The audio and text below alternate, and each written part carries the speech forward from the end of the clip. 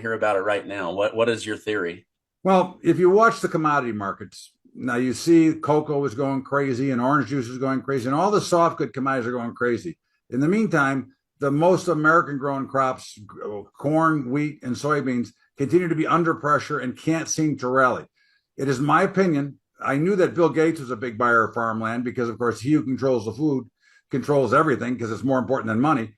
I think that China has their finger on the scale trying to force farmers out of business so they can buy that farmland because in this country, they can buy farmland, and that should not be the case. They should not be allowed to buy banks or buy farmland in this country because they are a communist country, and you can call them whatever you want. They are an enemy, and they are not good for the United States of America. Yeah, didn't they come in and buy up Smithfield Pork? Every piece of pork product you and I eat Biggest is pork now owned producer in by. the world is owned by the Chinese, which is Smithfield, which is from here. Yeah, We cannot allow that. It's just like having our prescription drugs being made in China. That is ridiculous. There is no reason for that. And if you would stop giving away our money, you could actually afford to pay real salaries in this country to do the production. yeah. Well, you and I are both libertarians that believe in capitalism, so we see this through a different lens. But it is a little scary to think, okay, what if China just quietly over the next 100 years came in and took over our economic engine like they did with North Korea? Most people in North Korea don't realize the people over there, they only eat about 1,200 calories a day. It's illegal to grow food. All the food is brought in from China every single day. It's the biggest control mechanism that they use on the people of North Korea so that they'll do whatever they say because the people are starving every single day. That is a worry that I have. Um, I uh, don't think. I think it's a worry that you should have. Listen, we are so close to becoming a communist country because of what is going on in this country. They are destroying the middle class. There is going to be, if this continues, we will be a two-class system. And of course, the Facebooks and the Googles and the big major corporations, they're thrilled with that because they thrive under socialism or communism. They do not thrive or don't thrive as much under normal capitalism because it brings in competition. They don't want the competition. They want to destroy the competition. And with all the whining and complaining that AOC and Biden, all they do about the big corporations, all they're doing is facilitating, letting the big corporate America destroy and step on the small guy, especially with this new minimum wage, $21 an hour for a fast food worker. The people cannot, the franchisees cannot make a living at those with those kind of wages.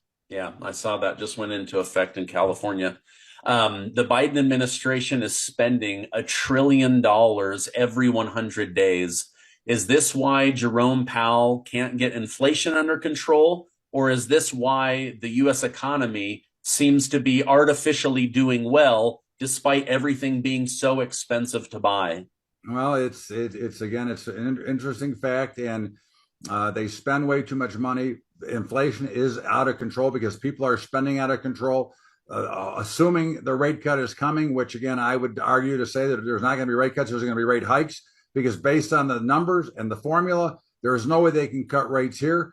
But we get bad information and people don't want to listen to the bad stuff. You have the PCE came out last Friday, which stated that you're making 0.3% more per month, but you're spending 0.8% per month more. So if you take that and do the math, okay, -5 every month, how long does it take you before you go broke? 20. This is contrived. This is to me, in my opinion. Again, I don't want it to be anybody else's opinion unless they understand it. But in my opinion, this administration is trying to destroy everything. Okay, so that they can have no other party. As you can see, they're trying to get RFK out of the election. Okay, they're trying to take away the lousy two-party system we have now. They're trying to destroy that as well. Yeah.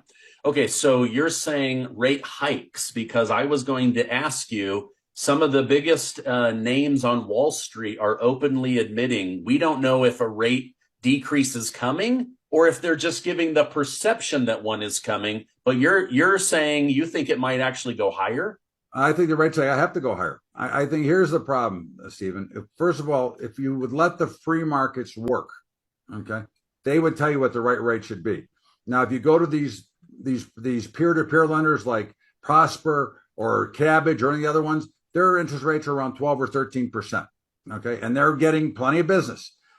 when you try to control the market and not let the free markets decide what the price of that asset class should be, you end up in a mess, which is what's causing this dramatic spending. Now, they may not hike, but they should if they want to slow inflation. Now, the only potential, there's two reasons they could cut rates.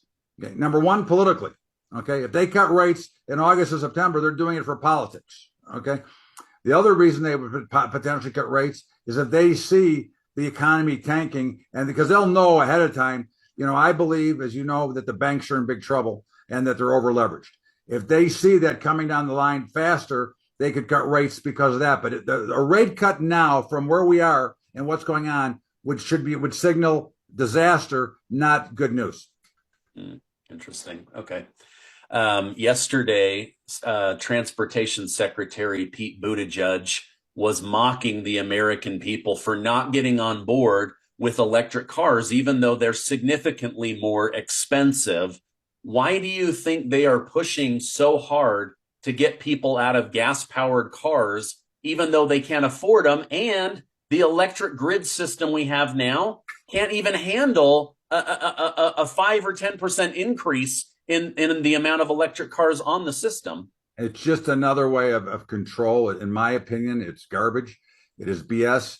There is the climate change to me is not a story. It's a non-story. And what they're trying to do is a bigger non-story. Now, I've been through numerous presidential elections, and every candidate in my lifetime has promised to fix the infrastructure. So far, zero have done so.